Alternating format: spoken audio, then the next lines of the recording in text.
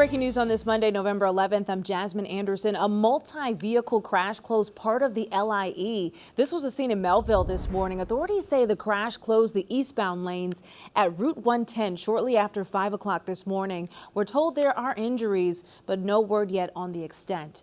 Now, we're getting some much needed rain, but wildfires are still a major concern here. This is video from the Brookhaven Fire Department as it battled flames in Medford Saturday.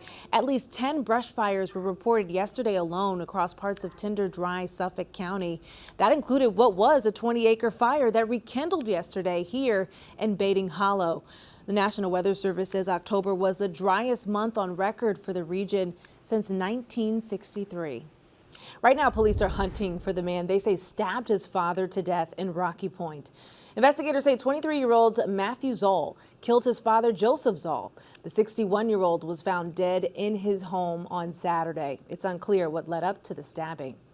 New calls for swifter action to clean up forever chemicals in public water around the former Grumman plant in Calverton. At this meeting, Navy officials told members of an advisory board overseeing the Navy's remediation at the site that it would adhere to a standard of 12 parts per trillion PFAS in drinking water. That's 3 times the limit set by the Department of Defense. President-elect Trump announcing a new hire.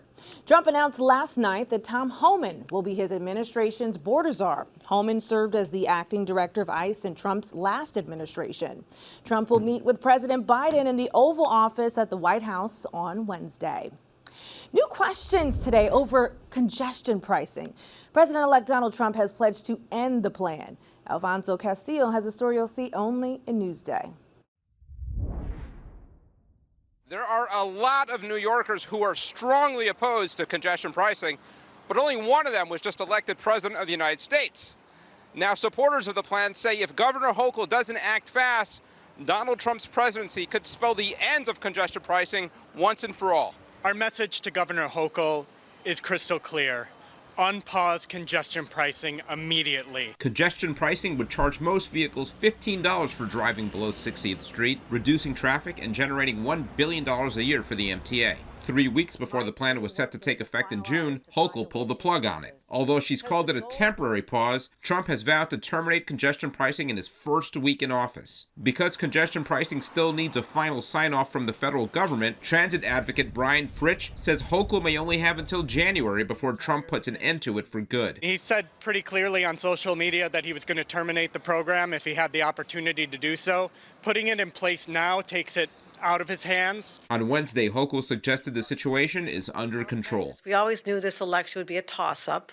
This is a scenario that we planned for starting last summer, and before the end of the year, in a timely enough frame, we will have our announcements and a plan and a funding plan. Some Long Islanders welcome the possibility of Trump delivering the final death blow to congestion pricing, which they believe would only add to New York's already high cost of living. I think it'll kill business. It'll disincentivize people from coming into the city. I think it's a bad idea. Now, it wouldn't just be a lot of time and effort that would go to waste if Trump managed to kill off congestion pricing, but also a lot of money. The MTA has spent more than $500 million getting the system up and running. In Lower Manhattan, for NewsdayTV, I'm Alfonso Castillo. Alfonso, thank you. Read more about congestion pricing on Newsday.com. Click Get More below the NewsdayTV video box. Only in Newsday, a new report details grade-fixing allegations at a Wyandanch middle school. A report obtained by Newsday says administrators who ran the credit recovery program at Milton Olive Middle School did not provide any curriculum, but still passed at least 47 students who in some cases simply showed up to the 5-week course. What actually happened was a kind of a haphazardly organized program where teachers didn't really know what the kids are supposed to accomplish. So some teachers ran it as a study hall where they just monitored the students to finish homework from their classroom teachers, and others did actually gave new assignments and grade them. Some educators in charge of the program were reassigned, but after district leadership changes, they were reinstated. Read more about this story on Newsday.com. Click Get More below the Newsday TV video box. It's Veterans Day, and Long Islanders are honoring our heroes. There are ceremonies across the island honoring men and women who served in our military, including one at Calverton National Cemetery. Long Island has one of the largest veteran populations in the nation, and the commander of Nassau's American Legion says they're having difficulty attracting younger veterans. The younger veterans are doing their best to try to get to our organization, the VSOs, Veteran Service Organization, American Legion, VFW, AMVETS. They're trying, but they have growing families. Both the mothers and the fathers, they both have to work. And they're growing, their families are growing, and it's so hard for them to get to our organization. You can find information on a support system of volunteers and public agencies for veterans who need assistance on Newsday.com. Click Get More below the Newsday TV video box. And you can check out a new museum that pays homage to Long Island's Navy aeronautics history. Andrew Enger has a story you'll see only in Newsday. You may not know it, but the beauty of the Sands Point Preserve with its historic Gold Coast estates has a military past. The grounds were once a naval simulation and training facility, most notably for pilots after World War II. This was one of the actual rooms that was used for training during that period.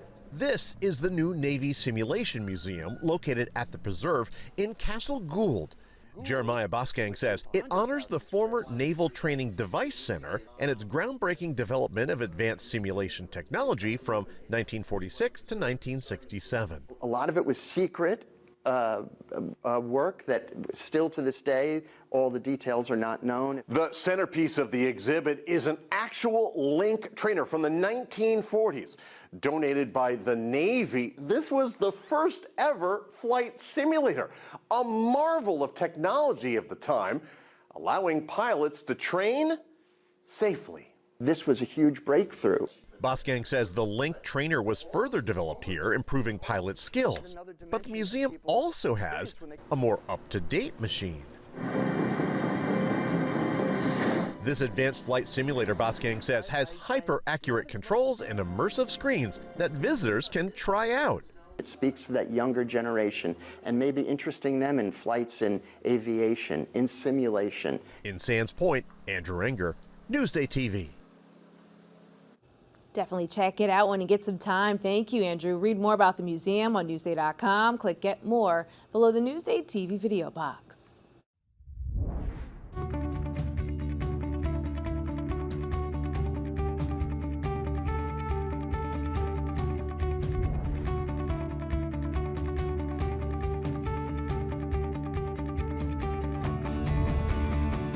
Checking out your hyperlocal Monday forecast, a wet start to the work week, making way for sunny skies. Here's your day planner, a mix of sun and clouds today, highs in the 60s. We dip down to the 50s this evening.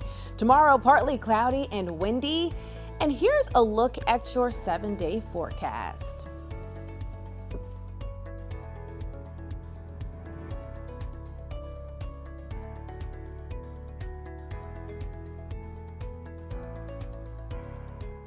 Long Island weather is brought to you by PTRC. I'm Jasmine Anderson. Happy Veterans Day. Thank you so much for watching.